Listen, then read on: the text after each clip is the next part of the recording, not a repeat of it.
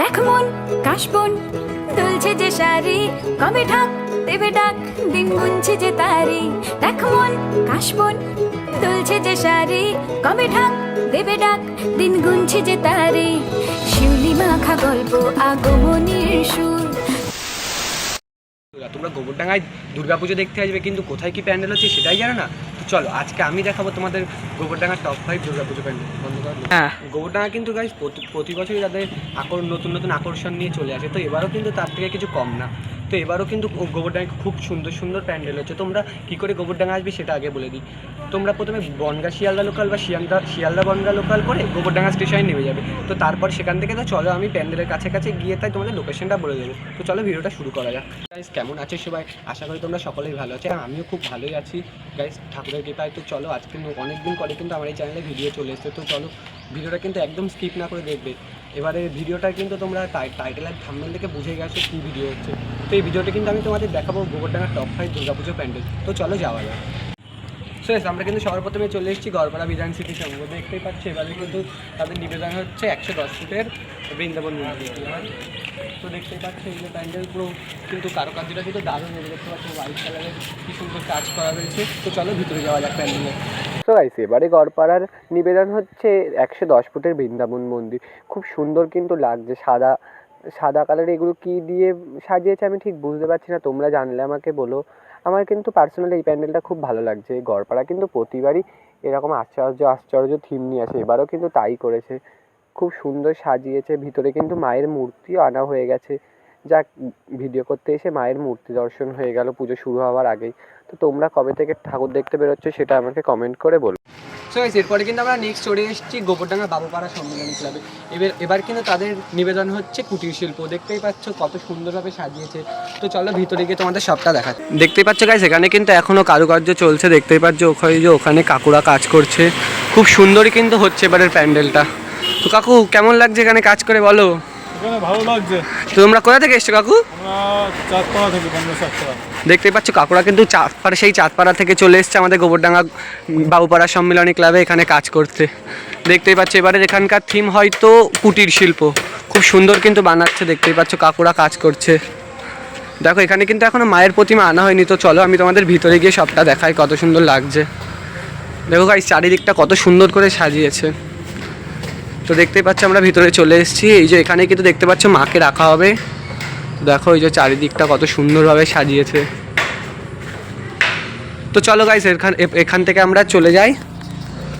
তো গাইস এখানটায় কিন্তু ভিডিও করা হয়ে গেছে। তো চলো আমরা এবার যাবো হচ্ছে কি গড়পাড়া গোবরডাঙ্গা কুণ্ডুপুকুরে।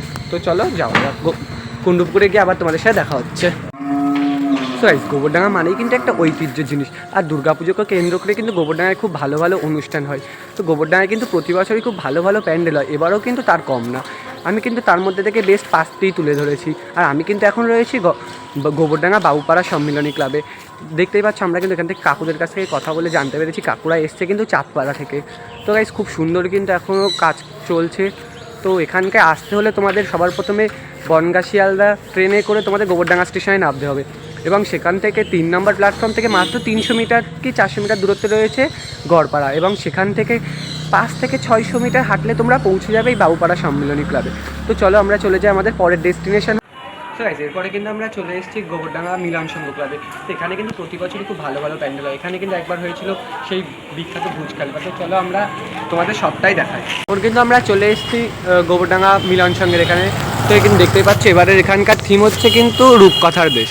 এবার কিন্তু তাদের বর্ষ হচ্ছে 73তম বর্ষ। তাদের 73তম বর্ষের বিশেষ আকর্ষণ হচ্ছে রূপকথার দেশ। তো চলো দেখাই তোমাদের কেমন কাজ চলছে। দেখতেই পাচ্ছ কিন্তু এখানে খুব জোর কদমে কাজ চলছে। দেখতে পাচ্ছ এখানে কাকুরা কাজ করছে।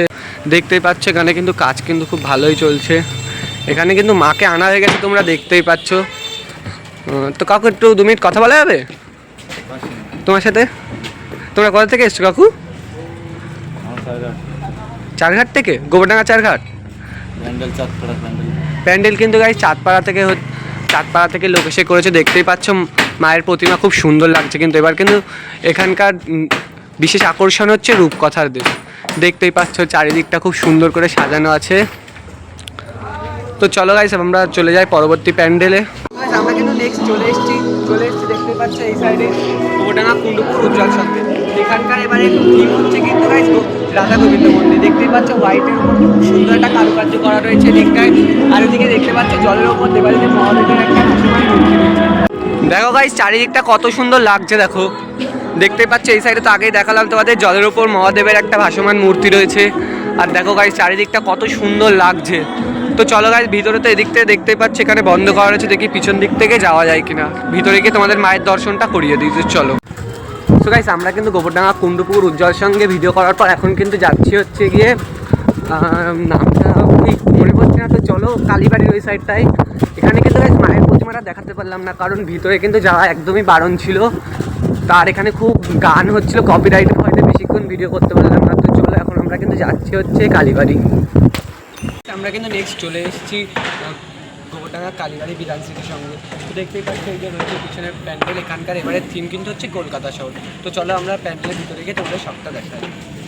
তো গাইস দেখতে পাচ্ছ আমরা কিন্তু চলে এসেছি কালীবাড়ি বিধানসিটির সঙ্গে। আর এবারে এখানকার থিম হচ্ছে কলকাতা শহর। তো চলো ভিতরটা ঘুরে দেখাই তোমাদের। দেখতেই পাচ্ছ গাইস ভিতরটা কিন্তু খুব সুন্দরভাবে সাজানো রয়েছে। এখানে কিন্তু রয়েছে একটা ট্রাম গাড়ি, আর এদিকে কিন্তু কলকাতার বিখ্যাত বিখ্যাত জায়গাগুলো রয়েছে। এখানে কিন্তু গাইস একটা কলকাতা সত্য ফুটে উঠেছে, মারাত্মক সত্য। দেখতেই পাচ্ছ এই যে কলকাতার অবস্থা দেখো, কলকাতা শহর সব ভরে গেছে নোংরা আবর্জনা। দেখতেই পাচ্ছ ওই দেখো কিন্তু এটা কিন্তু যে খুব ভালো সাজানো হয়েছে। তো চলো ভিতরে ঢুকে মায়ের প্রতিমাটা একটু তোমাদের দেখিয়ে।